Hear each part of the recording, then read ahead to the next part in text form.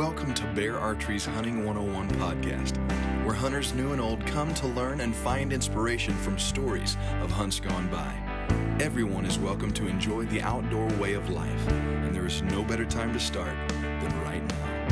So let's head into the great outdoors with your host, Dylan Ray.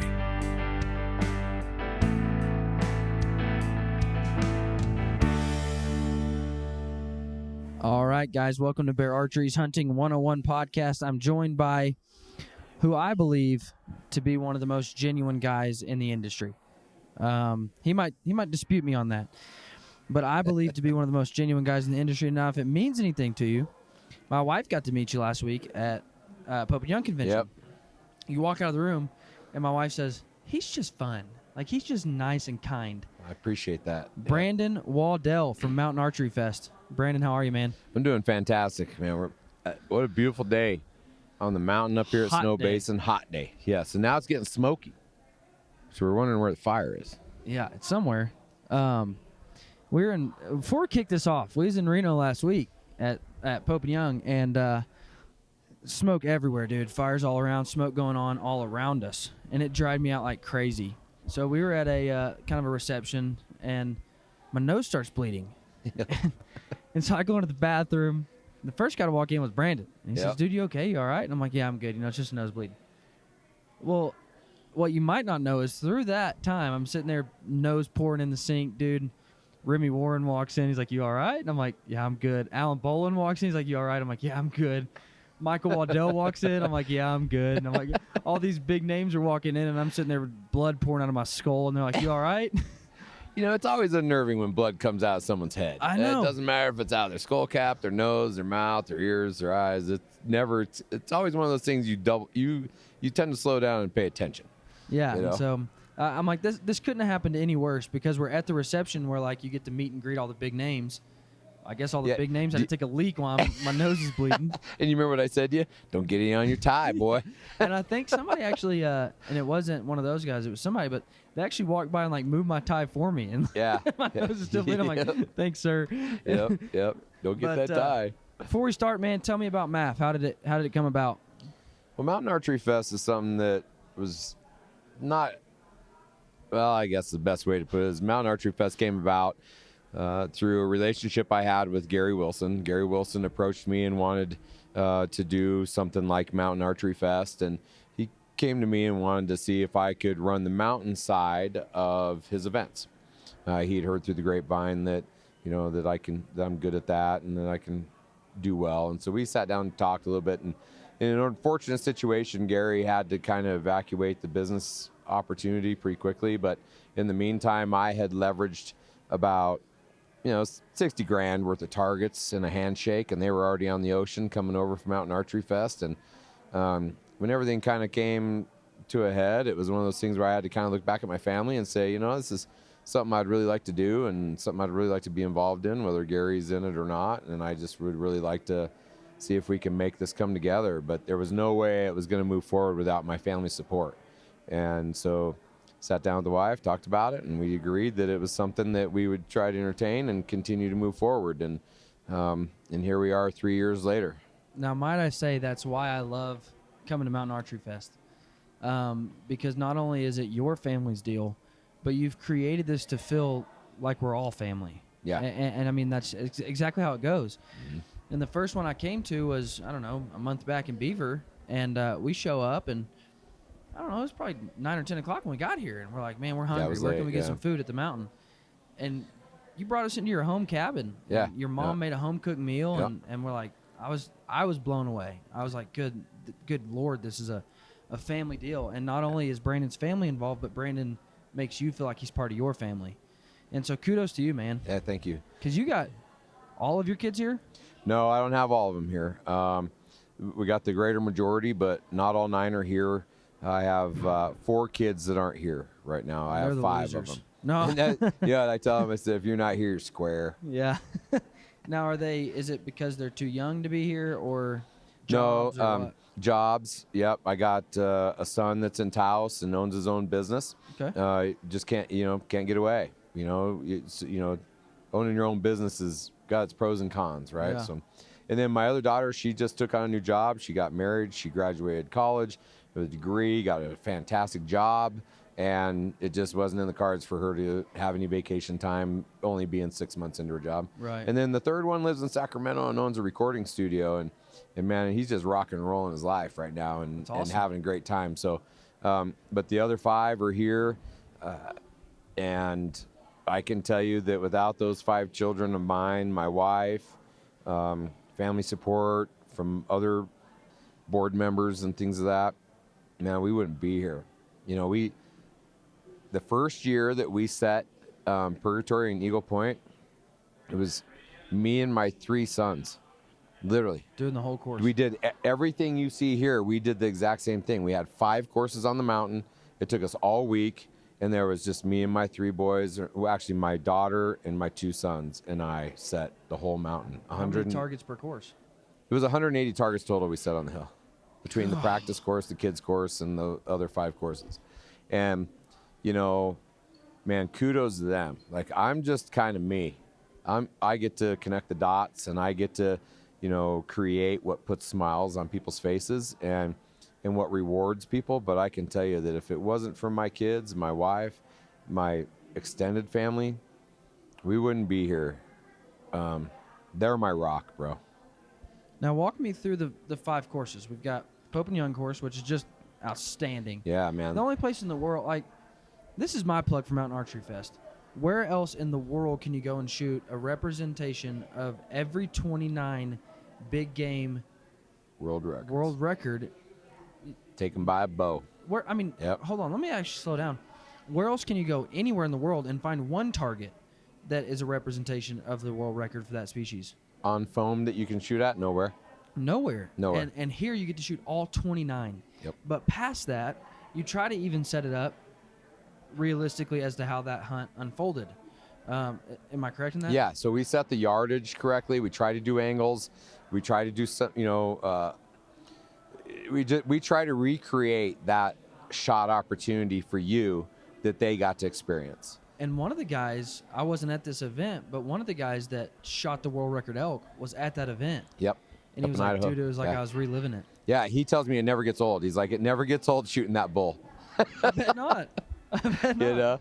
And I told him someday maybe, you know, we'll have to retire that target. Let's Maybe do it, maybe Dylan. he'll get beat, you know, and I'm gonna have to send him that target. Yep. Let's do a Dylan rate. That's what you need to do. Is if the world record ever gets beat, whoever lost the world record title gets the target.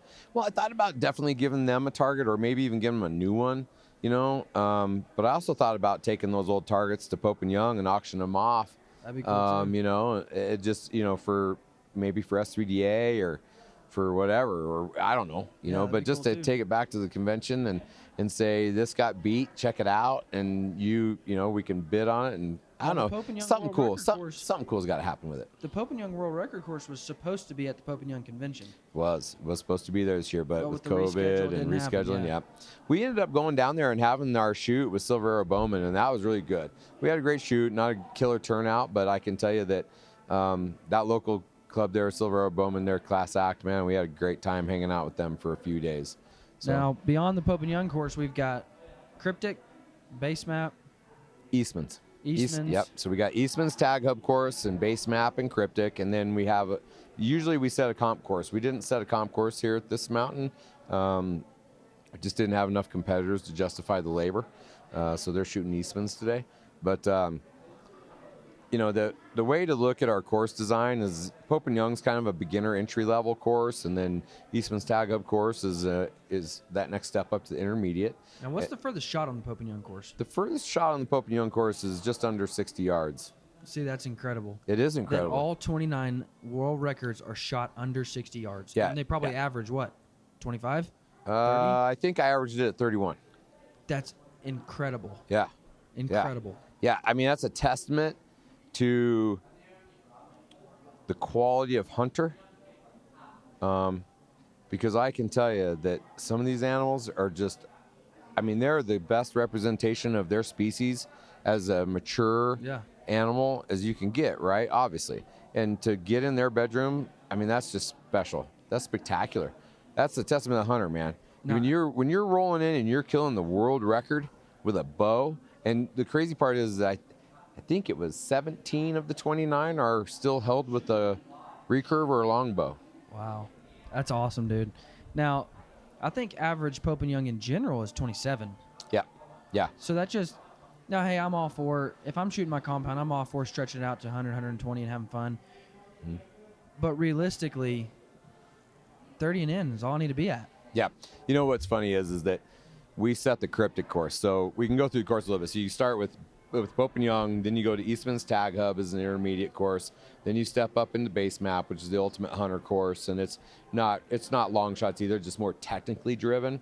And then you get to the cryptic course, and that's just sending bombs. And I tell people the cryptic course is the most unethical course on the planet because it's meant to teach. I bet that makes cryptic happen. Yeah, well, you know, the cryptic course is that way because cryptic's battlefield to backcountry, and you're going to go battle the cryptic course.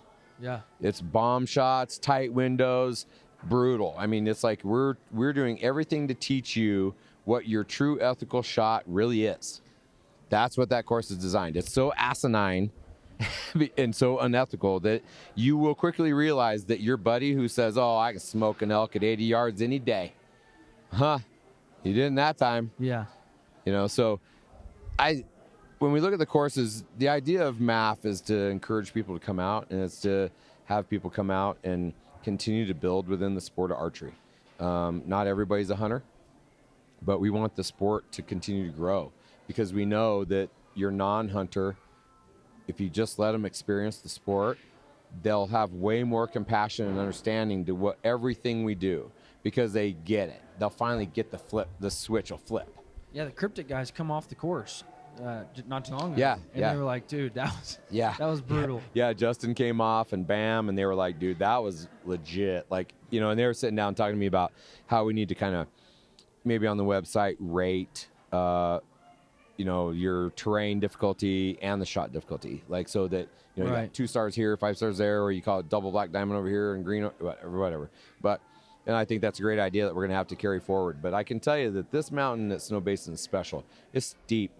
There is no real quality terrain way off this hill unless you're ready to do 5 miles. Yeah.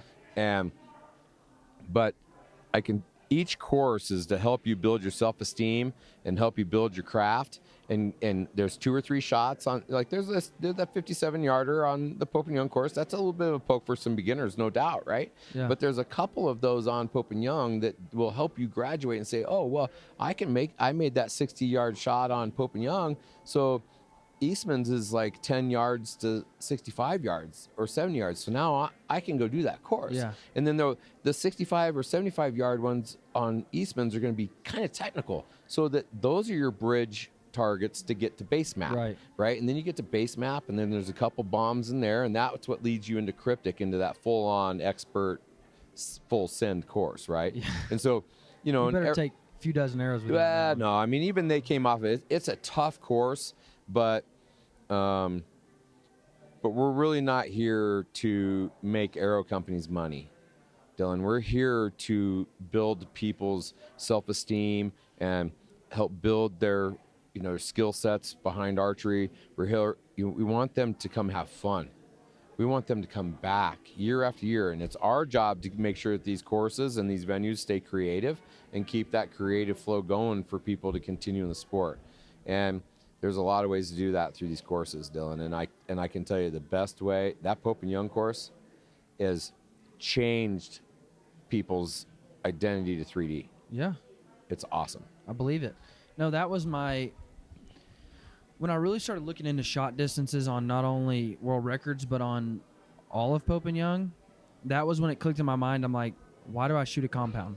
So that's when I switched to recurve. Oh, that's when, I see why. Exactly why. Because I'm like, well, if I mean, I can get effective to 30 yards. So I'm like, if the average Pope and Young animal is killed at 30 yards, why not shoot a recurve? I mean, it is more difficult. It is more work, but why not take that step? You know. And so that was when I started looking into those distances. That's what made me switch. That's a cool idea to know that. I would, you know, for me, I just picked up a trad bow earlier this year, because I just was kind of at a point where I needed to be able to go out on the archery range and just go shoot and not be so hyper focused on my peep and my pins and all my stuff.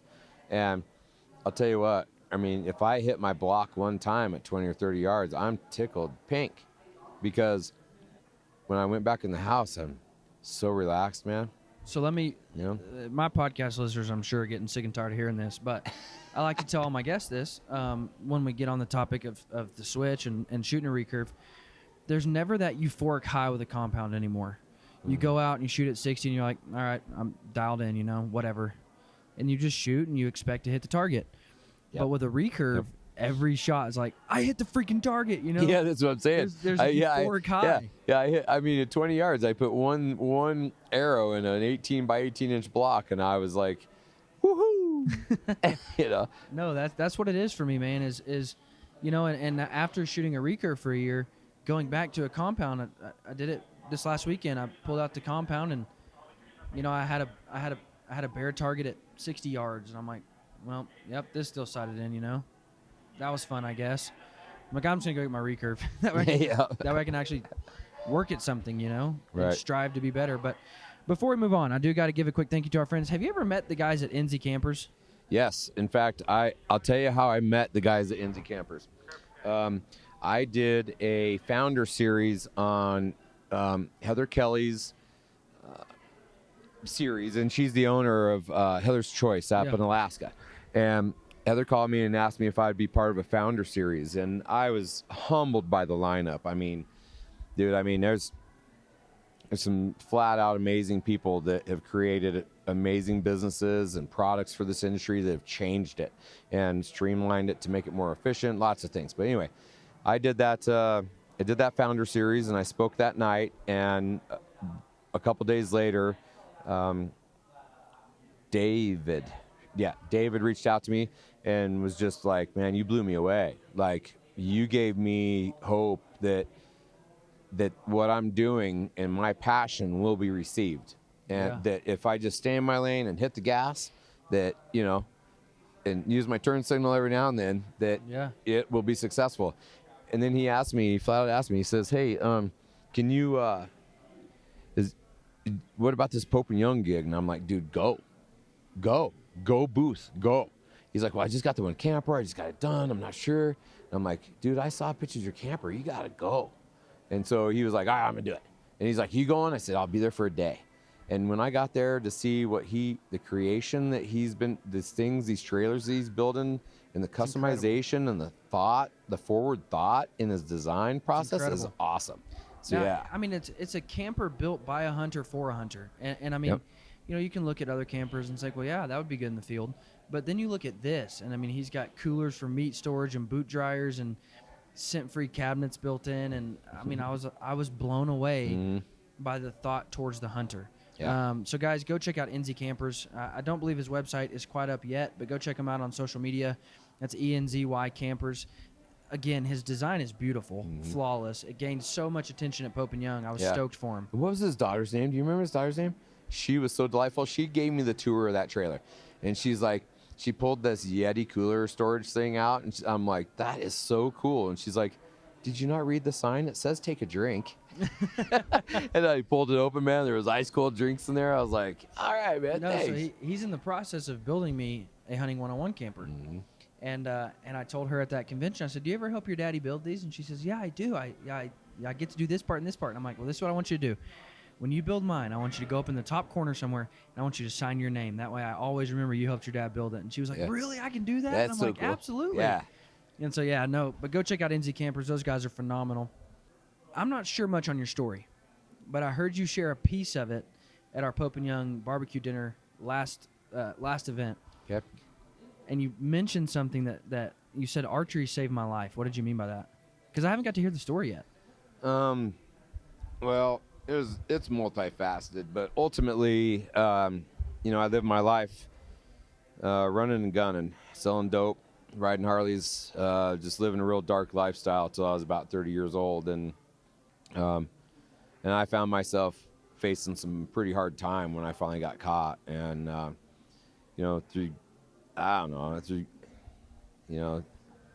through some time sitting in there and the grace of God, man, I came out of there and I realized that I just kind of had to change my way. But I was struggling for quite a few years because I only knew the bad side of riding. I only knew how to ride like I stole it, and I was getting older and more kids in my life, with 9 children and just different things, and brothers I've been riding with forever falling around me and dying, and I needed something. And I had a friend of mine that his name's Tommy Romero, and I can get choked up telling the story every time, but It's fine Tommy with me, Romero came out to my house to hunt a buck. I just bought this property.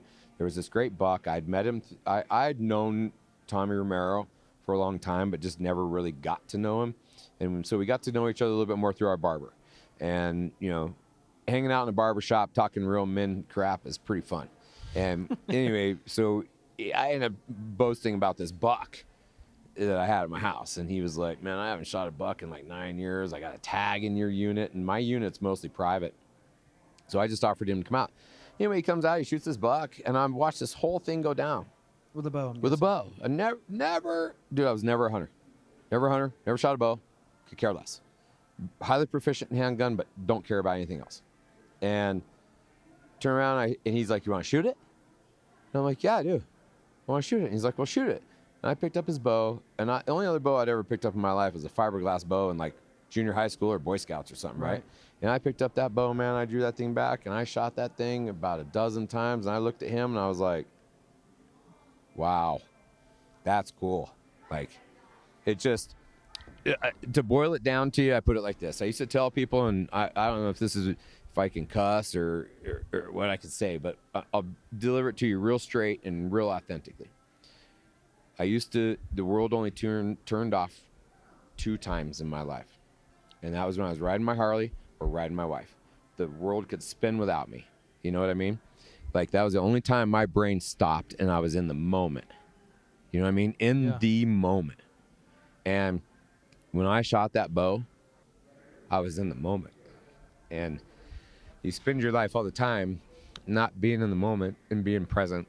And I was struggling then to find purpose in my life. And it was just one of those things that just stepped in and it took over the madness of what my life was back then. And it still haunted me somewhat because I didn't have any other way to turn my brain off. And when you come to MAF and you start learning about who I am and what I see and what I vision and the different things of who I am, you realize my brain doesn't stop. Yeah. Ever. And, that was how I adjusted my creativity when I was younger, was by just doing dope and turning my brain off through dope. And when I got rid of my last Harley and picked up that bow, it saved my life. Plain and simple. And that right there is why I say you're one of the most genuine guys in the industry. Thanks, man. I always say God gave you tear ducts for a reason. Yep. Facts. For those of you listening, get off your high horse. Show vulnerability. Show sensitivity. We live in a world I'll start preaching, but we live in a world that tells you got to be hard and tough and whatever. Man, just open up, You're actually the second person in a row that's cried on this podcast. Great. We did one yesterday aired last week with Joe and Dennis from Initial Ascent. Right. And Dennis told me a story of a hunt with his dad, and it was his last hunt. And Good story. The way it made it, and I teared up in that one. Yeah. And I was like, well, crap, dude. And now we got you sharing how archery saved your life. I mean, man. And that's just, and then now that's where I'm at. And it took me a little bit of time. How long ago was that? 13 years ago. Now, how long did it take you to make the switch, or was it immediate from shooting to hunting? A week. A week. Yeah, I went and bought a bow the next day, and I came back and I started shooting, and I started shooting all week, and I went down and bought an over-the-counter doe tag, and I shot my first doe 7 days after I picked up a bow with my bow. Really? Now, what that do for you? What oh, goodness sakes! I mean, shooting that first deer. What was that euphoric high for you? Well, coming from someone who's been in a world that's seen a lot of death and been a part of it and held it and been in that space for a lot of time. But on a human side of things, you look at that and you can't even describe the respect level that happens. Oh my gosh. Because it doesn't matter how life is taken. It deserves respect, and it deserves, I don't know what past respect really, but it just deserves honor. You're right, man. And I just, I just sat there and cried over that deer because it was the first time I'd taken a life with purpose. Yeah. And not just because it was, and not that I've ever murdered anybody, but but I've been around enough of it. Yeah. And watched it happen firsthand when you're in a drug world and cartel and things like that. That you see a lot of scary shit, and I just think that when you get to that point of touching that animal after you've taken its life, and you just realize that you just did that, and then you take it home and you dress it out and you feed your family. And I feed my family with it, and it just started something within my family that is just heritage and something that we just really love, dude. We just love it. Crap, man, you got to quit doing this to me. No, and that right there, the words you just said is what every non-hunter needs to hear, because they think we're some murderous, bloodthirsty, just out for blood, and they don't understand that moment in time, we're standing over a dead deer, but that moment in time is a time of honor. It's a time of respect. It's a time of thank you. And I asked you before we started this, and it has nothing to do, I didn't know this is where this was going, but the TV show Alone.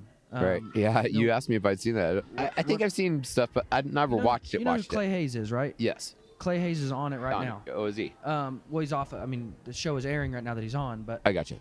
And you see them take an animal, and they start crying and tearing up, and they're so happy because they're starving to death, and they finally get food. Yeah. And they say, they had to give their life so I could live.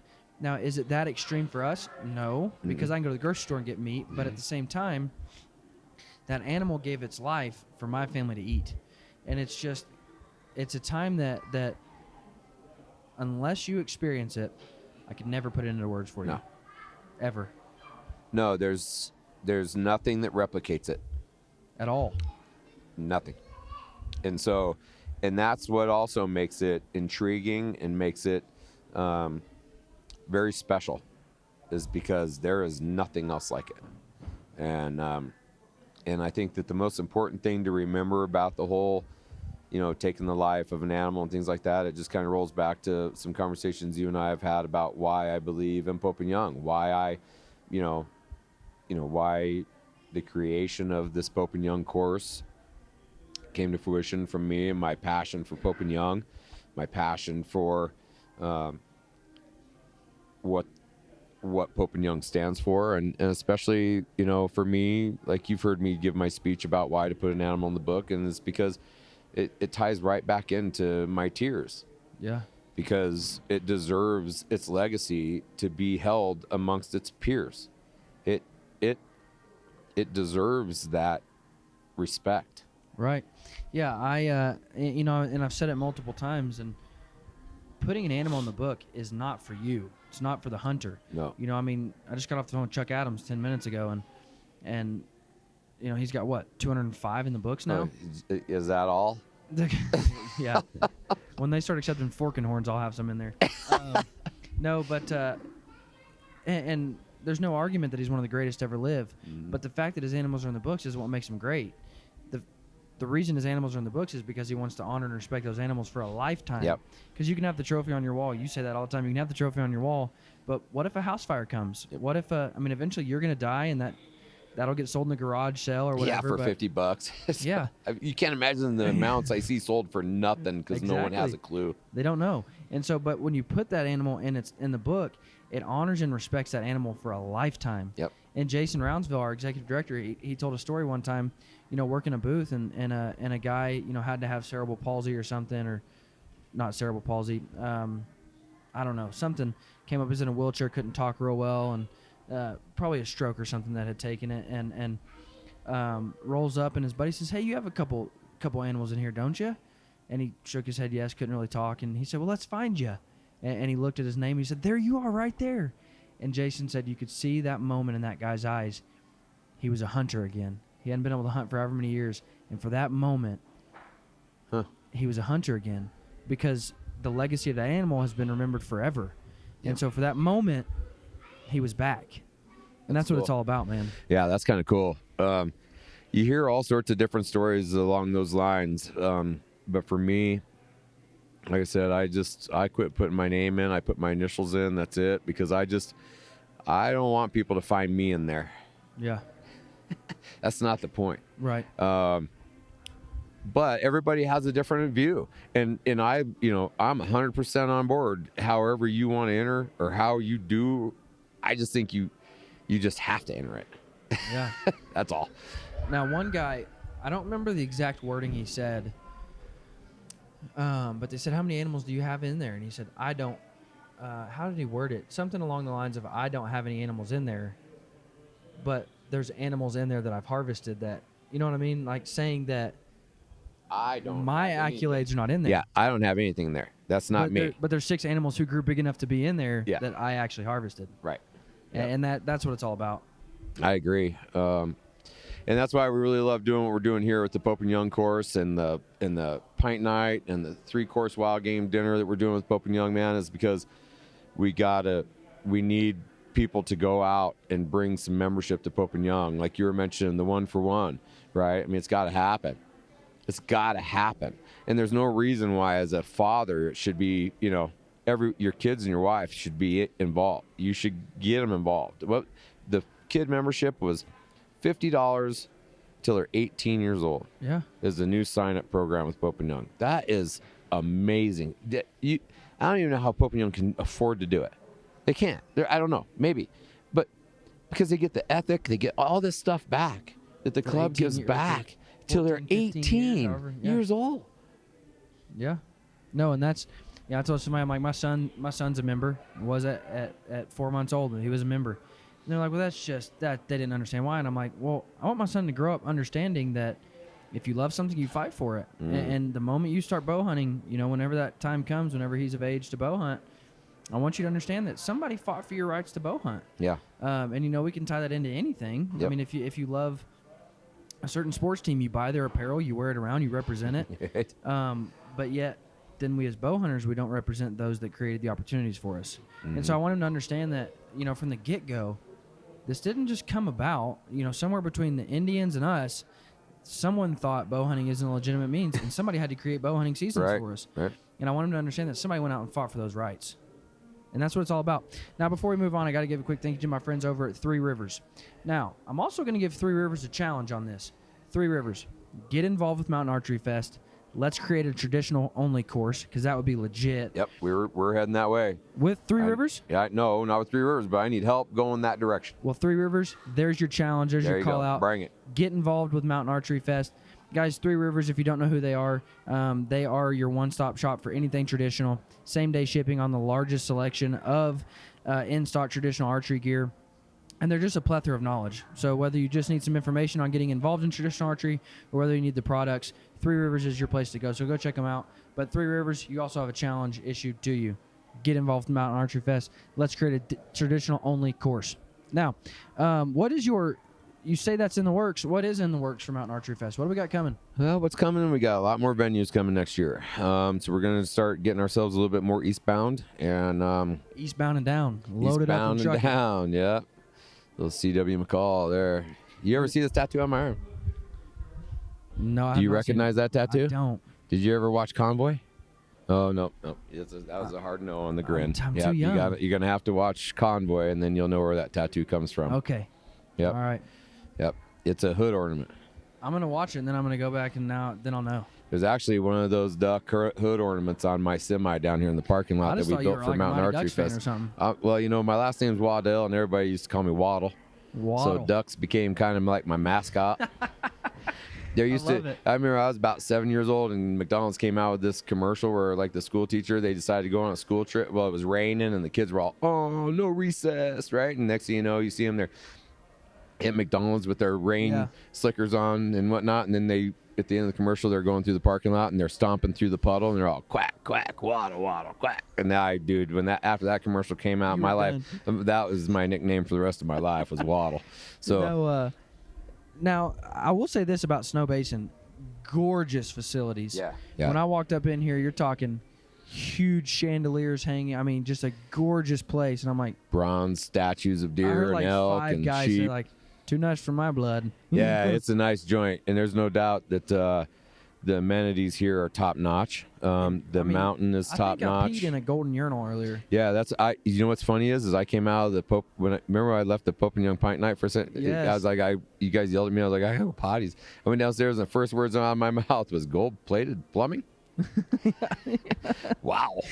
I mean, No, I'll have to admit place. that it's, I mean, as a chef, I've been in some pretty nice places in my life, some nice restaurants and different things, and as a foodie. But I'll tell you, I sat in the American Legion down here in Eden with the Cryptic crew and Eastman crew last night, and that's my speed right there, bro.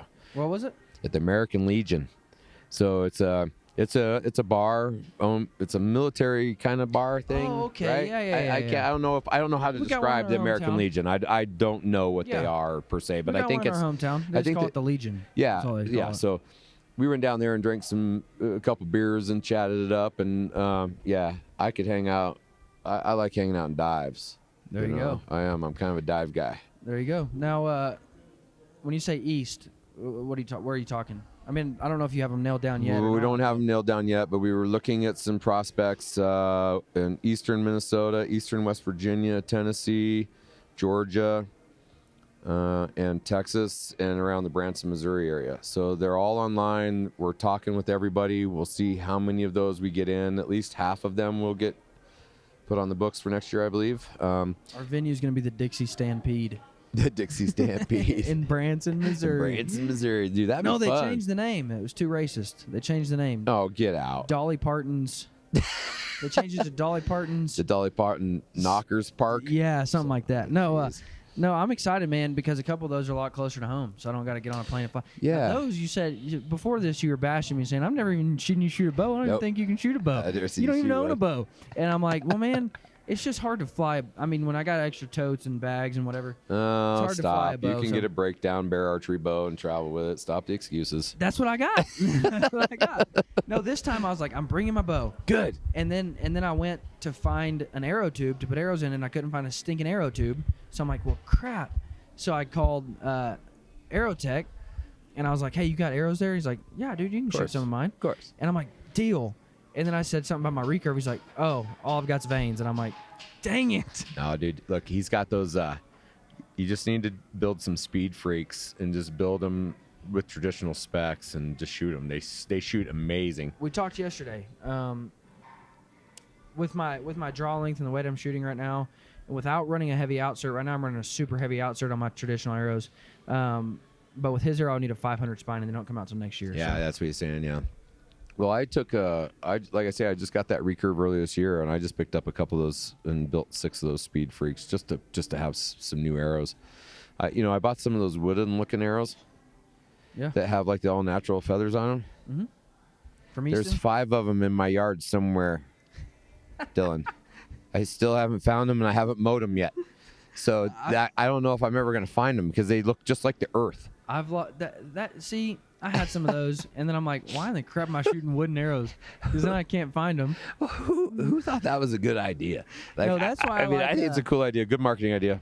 Carbon arrows that look like wood, that's great. But So speaking of Three Rivers, you got to try out there. It's called the Bear Bow arrow, made for recurves, okay, but it's all white. The whole arrow is white, so they're so you easier can to find it. Yes. Yeah, because I know. Yeah, Made by Easton. They're branded and wrapped for Three Rivers, but they're called the Bear Bow arrow, and they're awesome. I can tell you, I had Arrow Junkie over here make me some of those speed freaks and put a bunch of bright wraps and veins on them and I told stuff him, because yeah. I can't see to start with, let alone.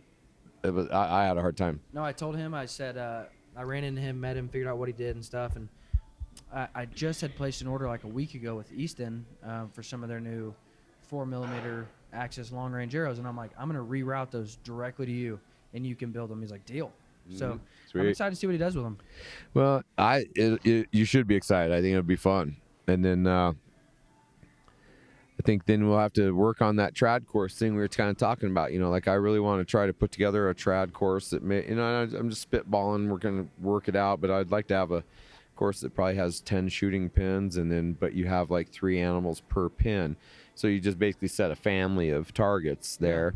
Because I think, your barebows getting a lot more popular right now, and they're getting really good. Like, I mean, some of those guys, man, they're not flinching at anything distance-wise right now. And so, but I do think that on just a real traditional sense, I think that'd be cool, because every time I see these guys step up and shoot, they like, oh, misjudge that. One more try, right? And if you have 3 targets sitting there, it gives them multiple chances to try and hit a piece of foam. Yeah. So that's kind of my idea on that. Where does it stop? Where does distance stop for archery? Because it gets further and further. Well, you see guys, consistently and accurately shooting at 120, 130, and it just keeps further. It's going to keep going as long as they keep building limbs and people keep wanting to pull 80, 90 pound limbs. I mean, I heard Cam Haynes had a 90 pound bow built. Yeah.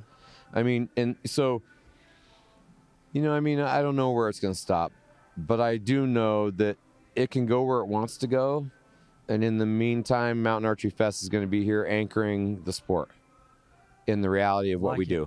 Right. Like it. And it doesn't mean like, I'm not talking outside of my mouth. I mean, we got, at Eagle Point, I had a 150-yard buffalo shot, but I had Phil Dirt brought in place so that we could put a 50-yard or 150-yard buffalo on there, so that you could feel comfortable with just slinging some carbon down there and knowing that you weren't going to totally mess up your arrows. Yeah. Just for fun. I mean, we've got Braden Samuelson here, who's part of our crew on our board, and he's been, the last 2 years, has attempted a 650-yard new world record, and he was so close, Dylan, to making that new world record. I was there. It was amazing. The one time I saw him shoot, he was like inches from it. Yeah. Inches. Yeah, he 1 pace away from the target, but then he had the rest of his arrows were 10 yards away in a solid 5-yard group. 650 yards, and it was windy. I mean, he was making adjustments. I mean, it was impressive. So where it'll stop, I don't know, but that doesn't matter. What people need to know is that they just got to stay in their lane. They got to stay in their lane, and they got to shoot their thing. They got to shoot what they're capable of. They got to get out and shoot some more and try to improve what they're doing and challenge themselves and continue to do things that build their self-esteem behind that stick. Yeah. Because that empowers you to do other things in life. It gives you focus and integrity and commitment, and it allows you to understand cause and effect on good and bad. And it's just, the sport of archery has so much life lessons inside of it, Dylan, that if you're shying away from archery for your kids or your family because you're not hunters, you're missing out, because shooting a bow at paper or anything is really good for the soul. That's what's been special is all the people that walk by and I'm like, you a bow hunter? And they're like, nope, just here to shoot, just like to shoot. And I'm like, it's fine. Yeah, no, not everybody needs to be a bow hunter. Look, if everybody became a bow hunter tomorrow and we started having to fill our freezers, we'd be in deep shit. Yeah. You're not wrong, man. No, we wouldn't have enough meat. We wouldn't have enough animals. We wouldn't have enough freezer space. We wouldn't, it would get a little bit gnarly, I think. Now, what is, so Fred Bear was big on his field notes. What's one field note you've taken over the years? Could be as simple as don't pee in the wind. Could be as, as complex as thermals, whatever. My deal is real simple, man. It's stay in your lane and hit the gas. Because don't look back in life. You can't sit in the past. You can't muddle. You just can't stay there. It's not healthy. It's not good for you. I've been there. Look, I spent years trying to find what I was going to do with my life. I was stuck. And since I found archery and moved forward, and the things in my life and my kids and math and all the relationships and things I've built, that's only because I saw what I wanted to do, and I got in the fast lane, and I didn't pay attention to my competition. I don't pay attention to anything else other than what my heart tells me and what my soul is feeding. It's like I'm done with looking back. And I just think that that's the best thing to do for people, man, is just, you know, and I think it played heavy in COVID. Yeah. You know, it's just like, stay in your lane, man. You stay in your lane, I'll stay in my lane. And if you're coming over here, use your turn signal. And, you know, we can occupy the same lane, no problem, for quite a while. But we're not going to go to the same place. Yeah. And that's life. That's people. You got to learn to have compassion for people. You got to learn to have compassion for each other and be in the moment, like I said, and just stop worrying about the past and stop worrying about the future and just be in the present, because you're never going to make your future where you're supposed to be if you're not in the moment right now. And so for me, it's that simple, Dylan. Stay in your lane and hit the gas, bro, because if otherwise, because no one's doing anything for you. Yeah. It's up to you. Brandon Waddell, everyone. That's all you need to know about him right there. No, just a guy that speaks as genuinely and as truthful as he can, and that's what I love about him. Thank you, Dylan. I appreciate it. And I just Now, appreciate the opportunity. Now, ever since your biker passed,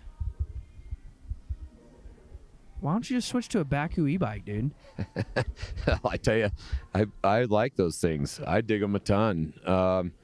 And if I had the money to buy one, I'd buy one today. I'm surprised your kids ain't taught you into them yet. Oh, dude, let me tell you something. My kids never got anything nice, Dylan, because there's 9 of them. If I had to buy 9, look, I don't even own a side-by-side because I would have to have 5 side-by-sides To get your family to around. get my family around. Yeah, but at the end of the day, you still have a baseball team. Yeah, we do, but we have no pitcher because my shoulder's shot. No. So no, you know, the bottom line of it is that this is just a marriage made in heaven right here, buddy. Yeah.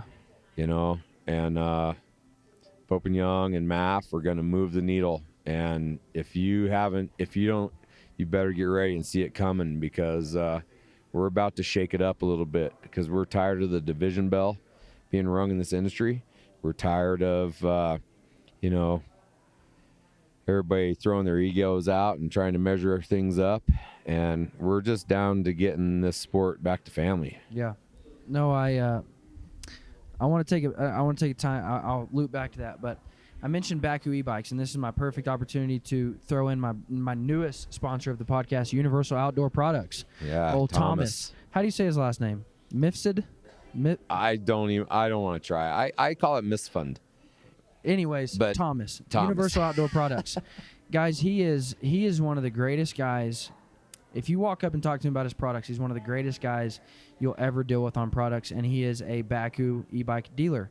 So I'm a big fan of Baku. I'm a big fan of Thomas at Universal Outdoor Products.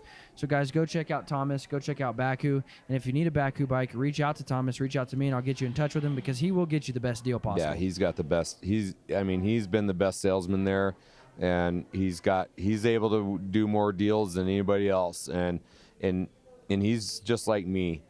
Thomas is just as genuine as they come. And he was going to join us for the podcast. I wish he could have made it, but I tell you, you know, even in the last 6 months of meeting Thomas, I found myself stuck in some ruts still, and, you know, flat tire on the fast lane. You know what I mean? Yeah. And I can tell you that Thomas is a special dude. Yes. He helps me out a ton. He lifts me up. He keeps me focused. You know, I mean, I'm a founder. I'm one of those people that walks in and tells you the most brilliant idea, and then I tell you to think about it, and I go and I buy a Coke at Maverick, and I come back and I look at you and I say, "What are you doing?" And you're like, "Well, I'm thinking about what you just said." And I'm like, "What the hell did I say?" Yeah. Because these things come through through our brain so fast that we don't ever get it all written down. We have to tell somebody. Right. And Thomas has helped me out with that tremendously, taking those thoughts and all that and getting it down on paper or talking into my phone and just different things, because I come up with brilliant ideas in the worst places. Really. In the shower. Yeah. That's what my brilliant. Yeah, ideas my are. phone's not in the shower. That's what I told him. I said, "Dude, I have magic in the shower." Are we going back to you talking about riding your wife? Or Yeah, talking about no. brilliant ideas? But really, I think that Thomas and what he's got, Universal Outdoor Products, and man, he's just as, you know. Look around me, Dill.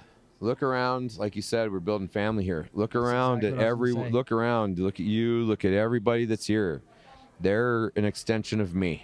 That's exactly what I was going to say. And, you know, it's all like you can literally say and mean it with 100% of your heart that the companies that are here are part of the MAF family. Yeah. Like when I look at who's here, they're just part of who MAF is, and that's Base Map and Universal and Baku and Aerotech, Pope and Young, and I'm missing people, but Western Contours. I mean, when I think about them, I think about MAF, and when I think about MAF, I think about them. Yeah. And it's a beautiful thing. But guys, go check out Universal Outdoor Products because Baku makes the best e-bikes, hands down. There's no comparison. And Thomas at Universal will sell them to you at the best price. So you're getting the best bike at the best price. I heard a guy walk up the other day and he's like, dude, I can't afford these. And Thomas worked such a great deal that he bought 2 of them. Yep. The guy walked away looking at his wallet. He's like, what just happened? Yeah. But it's such a great deal that, I mean. Thomas is a salesman. There's no doubt about it. He worked a deal for all of Pope and Young. That was epic. All of Pope and Young, and basically $600 off with free product on the side, plus taxes being waived, plus free shipping. It's like $1,800 of savings. Yep. And I'm like, dude, how are you making money? But guys, go check them out because they're phenomenal. And they're the newest sponsor of the show. So I'm excited about them. I'm excited about Thomas and his passion for hunting. So, isn't it cool? I mean, I don't know Three Rivers, but it's neat when you sit down and talk to the founder of MAF and you're starting to talk about the companies that came through MAF to you, right? And they realize the importance that Pope and Young has in my life and at MAF with this course and what it means to the people that get to come and shoot it, that they saw what we're doing here and they're like, we want deeper. Yeah. They want deeper into where we're going here. Yeah. I look at the vendors we have here, other than just a couple new ones that came on just in the last couple events. I think the only, either I've been in their home or they've been in my home, and I think there's only one booth out there that hasn't been that way. Well, Wellington, Kansas. Come to my house, man. Okay. I've got a 3D range set up in my backyard. Yeah, you told me that. It'll compete with this. Yeah. No, I like to hear that. There's only 8 targets, and they're all within a 30-yard range. It doesn't matter. My just son, the fact my you have 2-year-old's peed on all of them. Excellent. All Good. of You've taught him right. Marks his territory. Good. I think it's like a territory thing because the dog's out there running around. Yeah. And he's like marking his territory. Yep. But my wife called me up the other day. I was downstairs working. My wife calls me up the other day, and I'm like, what? And she's like, look out the back door. And I'm like, what? My son was riding a raccoon buck naked. And I'm like, that a boy, yeah. And then she says 10 minutes later, now come look at him. I'm like, what? And he's sitting there arcing, trying to get onto the hog's back with his pee. And I'm like, hey. Then I got mad. Then I'm like, hey, quit it. I was proud of you a minute ago, but now you're going too far. Guys, thank you so much for listening. Hey, I appreciate it, dude. This is our last MAF event, but get registered for Mountain Archery Fest next year because if you're not here, like he said, be here or be square. Yeah, this is the place to be. Yeah, we're going to be, future-wise, more locations. We're going to try to get everything announced in October. So be paying attention. Watch our social. That's the fastest way to see our information. At Mountain Archery Fest. Mountain Archery Fest, yep. And aside from that, go explore mountainarcheryfest.com. Go see our website. Go see what we got going on. We've got it's an overload of information on our website, to be honest, because of just how much we offer. But that's the way it's got to be when you want to be the most complete 3D archery shoot in the USA. Guys, go check them out. Thanks for listening. You guys have a great week.